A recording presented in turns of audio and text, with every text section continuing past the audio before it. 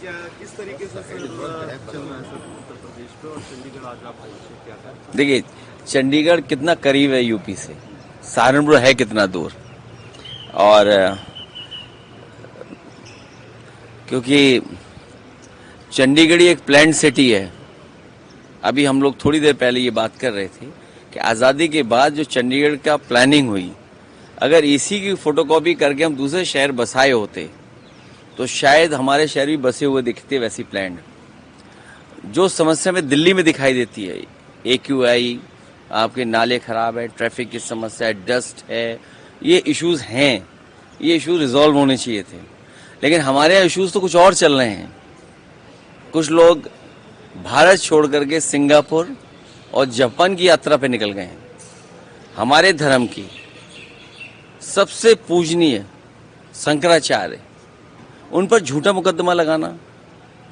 जब मेले में, आयोजन में उन्होंने जो रास्ता तय किया था, उसी पे आपत्ति थी प्रशासन को। और जिन लोगों ने उन्हें स्नान नहीं करने दिया, कार्रवाई उन पे होनी चाहिए थी। सुनने में आ रहा है उनके पक्ष में 2 डिप्टी CM आ गए हैं। अगर 2 डिप्टी CM उनके पक्ष में हैं तो सरकार कैसे चल सकती है? तो लगता तो ये कि कहीं दोनों मिली जुली तो नहीं है, कि डिवाइड एंड रूल की पॉलिसी रहे, लोगों को उलझा के रखें और शंकराचार्य जी को भी फंसा के रखें। दुख की बात है कि हमारे सनातनी धर्म के पूजनीय शंकराचार्य जी के साथ व्यवहार तब हो रहा है जब भगवाधारी हमारे मुख्यमंत्री हैं। सर SIR पे क्या कहेंगे? SIR वोट काटने के लिए हो रहा है और इससे सावधान रहना चाहिए सभी विपक्षी पार्टियों को। यूपी में जो हम लोगों ने फेस किया, बीजेपी के हेड ऑफिस से और कोई अनरजिस्टर्ड संगी साथी लोग हैं, उनका कोई सॉफ्टवेयर है या उनके पास कोई एजेंसी है, वो बाकायदा फॉर्म 7 भर करके भेज रहे हैं।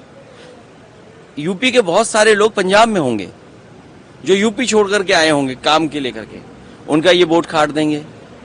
फॉर्म 7 हम लोगों ने पकड़ा। एक व्यक्ति जो अंगूठा मारता था, उसके बीजेपी के लोगों ने दस्तखत कर दिए।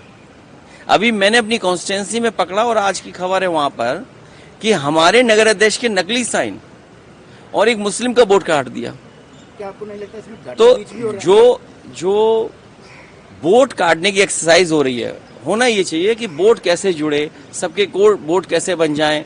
हम लोगों को याद है NRC के समय पर बीजेपी के लोग अंदर ही अंदर ये मुस्कुराते थे और कहते थे कि अब मुस्लिम भाइयों के हम कागज देख लेंगे, उनके कागज ऐसे चेक करेंगे कि उन्हें हो सकता है हमें बाहर निकालना पड़े देश से।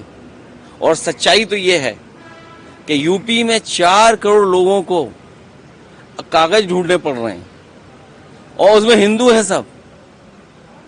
बहुत से लोग हैं पंजाब के बस गए यूपी में जाके। आप देखिए हमारे यहाँ 37 विधानसभाएं हैं जहां सिख समाज की पॉपुलेशन है। 37 कॉन्स्टिट्यूंसीज हैं, असेंबली कॉन्स्टिट्यूंसीज।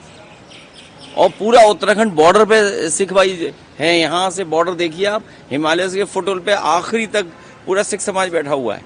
सबको कागज ढूंढना है और सबसे ज्यादा गरीब को कागज ढूंढना है। सर AI समिट पे क्या कहेंगे? रिसेंटली AI समिट में जो गलगोटिया ने किया और जो कांग्रेस की तरफ प्रदर्शन किया गया, उसमें क्या कहेंगे? देखिए, गलगोटिया ने जो किया वो नहीं करना चाहिए था। ये भारत सरकार की गलती है। भारत सरकार को डेलीगेट्स को बुलाने से पहले डेलीगेट्स के बारे में जानकारी रखनी चाहिए थी कि डेलीगेट्स क्या वहां पर शो करने जा रहे हैं। ये भारत सरकार की गलती है, नंबर 1। नंबर 2, भारत सरकार की जितनी भी एजेंसीज हैं, जो उनकी गुप्त एजेंसियां हैं, वो क्या कर रही थी?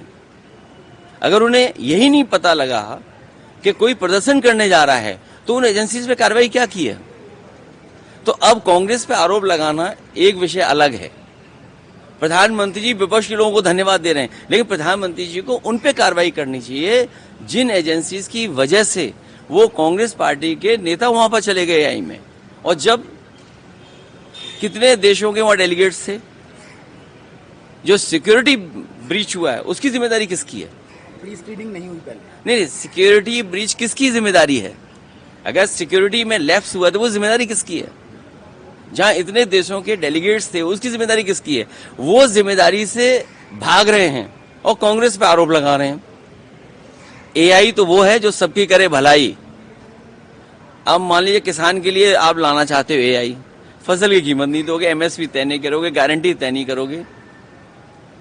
एक मणिशंकर अय्यर का एक बयान आया सर, वो कह रहे हैं कि इंडिया गठबंधन जो है वो ममता बनर्जी के बिना नहीं चल सकता। साथ में वो आपका नाम भी ले रहे, कह रहे अखिलेश और सैनी। अभी हम लोग अपना राहुल गांधी को छोड़ देना आपका नाम ज्यादा चर्चित है। नहीं, ये आप लोगों के चढ़ने से हम लोग चढ़ते नहीं हैं। और जो इंडिया गठबंधन है इंटैक्ट है और इंटैक्ट रहेगा। हमारी प्राथमिकता है कि बंगाल में कैसे हराएं बीजेपी को और यूपी में कैसे हराएं। यूपी में जो चुनाव होगा वो 2027 का चुनाव नहीं होने जा रहा है, 2029 का चुनाव होने जा रहा है। जो लोग डिवाइड एंड रूल की बात करते हैं उनसे बहुत सावधान रहना पड़ेगा। वो कहो ऐसी व्यवस्था कर दें कि समाज में बांट दें वो लोग, इसलिए उनसे बहुत सावधान रहना पड़ेगा। वो कह रहे हैं राहुल गांधी को हट जाना चाहिए और ये कोई तय नहीं कर सकता।